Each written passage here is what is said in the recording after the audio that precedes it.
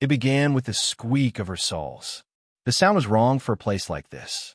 The lobby of the Chateau Oraline was not meant for squeaky rubber. Its floors were obsidian-polished marble, veined with gold, so fine it looked like sunlight trapped in stone. The chandeliers above, crystal teardrops the size of fists, scattered halos on a guest clad in Versace, Tom Ford Balmain. The scent, a blend of white lilies, bergamot, and aged leather, carefully diffused by invisible vents, chosen by perfumers flown in from Paris. She didn't belong. Not in their eyes. Marta Galloway entered with a canvas tote slung over one shoulder, the hem of her thrifted wool coat brushing against her knees. It was 2 sizes too big. Her sneakers were scuffed, soles flapping at the toe. She looked up, awestruck by the chandelier, like someone tasting luxury for the first time. And they noticed. Whispers drifted like smoke. Is she lost? Maybe a cleaner on break. God, look at her shoes. She stepped forward, hands trembling slightly as she approached the reception desk. Behind it stood a young man in a silk vest and tie, his face polite but blank. "I'm here for the investor presentation," she said softly. He blinked. "Name, ma'am?" "Marta. Marta Galloway." He hesitated just long enough for the people behind her, sleek men in Italian wool, women in pencil skirts sharper than blades, to chuckle. But then he glanced at his screen, frowned, and his eyes widened. Oh, yes, of course. Right this way." She followed, the eyes boring into her back. In the grand ballroom beyond, 100 chairs were arranged in perfect rows. A stage glowed softly, flanked by colossal LED screens bearing the logos of real estate empires, hospitality giants, and tech-backed startups. On the far end sat a semicircle of judges, venture capitalists, celebrity CEOs, hotel magnates. And here came Marta, a ghost in borrowed clothes. As she stepped into the room, the air grew colder, not from temperature, but scrutiny. Everything was glass. The walls, the podium, even the water pitchers. This was a place where no flaw could hide. She could see her own reflection from 3 angles. Coat frumpy, hair windblown, hands fidgeting. The others noticed too. A woman in a silver pantsuit smirked and leaned to her neighbor.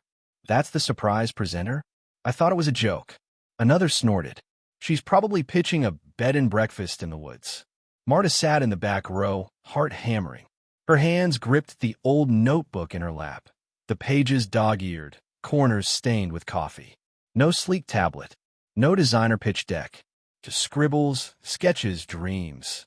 One by one, the others presented. Polished, perfect, their voices wrapped in confidence, their ideas packaged in million-dollar decks. Applause, polite or impressed, echoed through the room. When the host called her name, last, Marta froze. Her feet felt bolted to the floor. But she stood. She walked up, feeling the heat of every eye. A man near the front coughed a laugh. The screen behind her blinked on. No sleek branding, just her name, in Times New Roman. She began, voice soft. "Good afternoon. I'm Marta Galloway, and I'd like to tell you a story." Someone groaned. A woman actually rolled her eyes. She ignored it. "I grew up in the shadow of this industry," she said. "My mother cleaned rooms at a place like this. My father fixed boilers. I used to sit in the laundry room, folding towels and watching guests pass by, wondering what it would feel like to be one of them. A few shifted uncomfortably, but most looked bored. I started designing hotels in my notebooks when I was 15. Not just the furniture or the wallpaper, but the feeling, the dignity of it, the grace. For guests and for staff." A man leaned back, crossed his arms. "What's the pitch?" he called. She hesitated. "I built a prototype," she said. "Spent 10 years on it. It's not a building yet, but it's ready." She reached in her tote and stumbled. The notebook slipped. Pages spilled like feathers across the glass floor. Her knees hit with a dull thud. Gasps. Then laughter. A woman in stilettos whispered, "She can't even stand." A man near the judges chuckled. "We done here." Her cheeks burned. Her palms stung. And for a heartbeat, she almost stayed down. But she didn't. Marta rose slowly, methodically, gathering her pages, breath by breath. She didn't meet their eyes. She didn't look for pity. She stepped back to the podium, paper edges crumpled in her hands. But when she spoke again, something had changed. "My hotel doesn't exist to impress you," she said. "It exists because people like my parents deserve better. Because hospitality isn't marble and champagne. It's being seen. It's being safe. It's being home." The room quieted. She turned to the screen. And this time, it lit up blueprints drawn by hand. Room layouts. Energy-efficient designs. A rooftop garden that fed the kitchen. A daycare center for employees. A revenue model built not on exclusivity, but inclusivity. She spoke with fire now. No longer afraid. "This is not a charity. It's a business. A profitable one. I've beta-tested service models in 3 cities. My pilot locations had 92% occupancy in year 1, with double the employee retention rate of the industry standard." Now heads turned. "This is a hotel," she said, voice like steel wrapped in velvet, "where no one is invisible." The judges leaned in. The man who had mocked her earlier was now furrowing his brow, reading the figures. The woman in the silver pantsuit had stopped smiling. Marta finished with a quiet fierceness. "I didn't come here to look the part. I came because I already built it. I just need partners, not approval." Silence. Total. Then movement.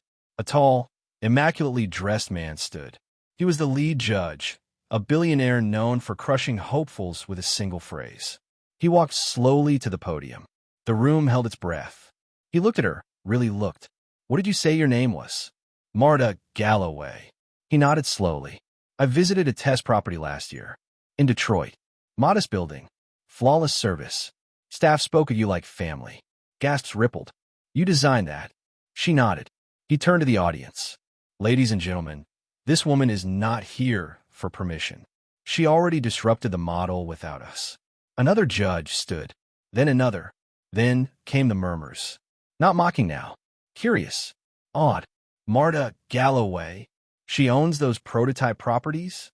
"Wait, that's her." When it came, it was not slow. Applause burst like thunder. Sudden. Raucous. People stood.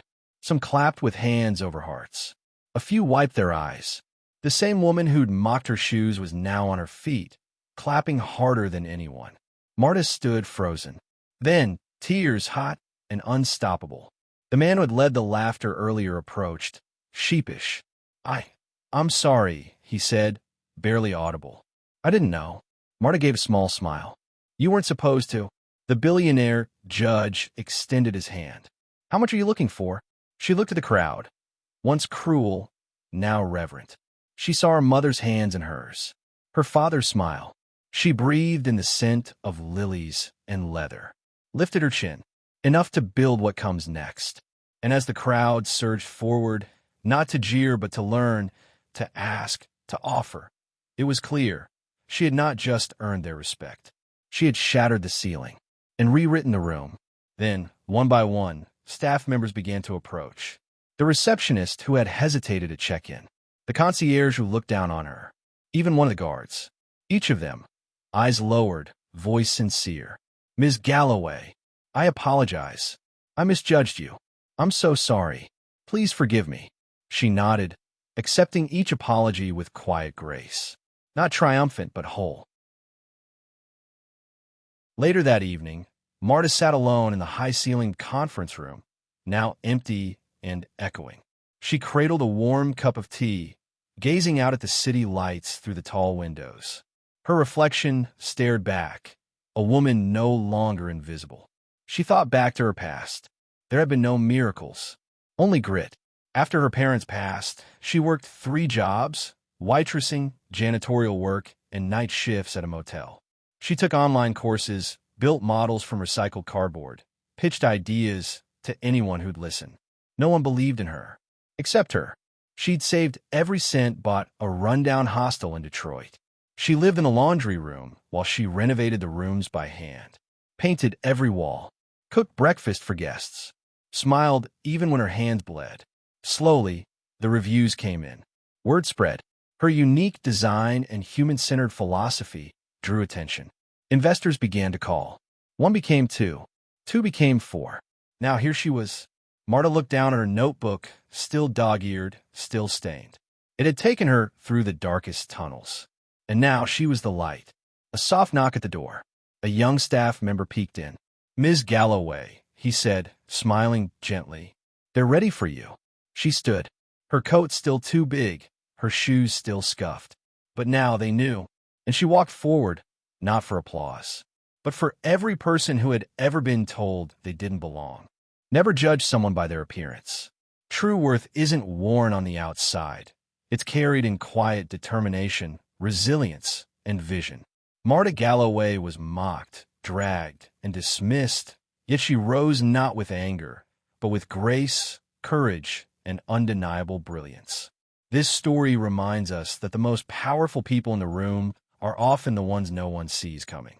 Enjoy the journey? If this story moved you, inspired you, or left you breathless, subscribe for more cinematic stories of resilience, courage, and the underestimated rising beyond limits.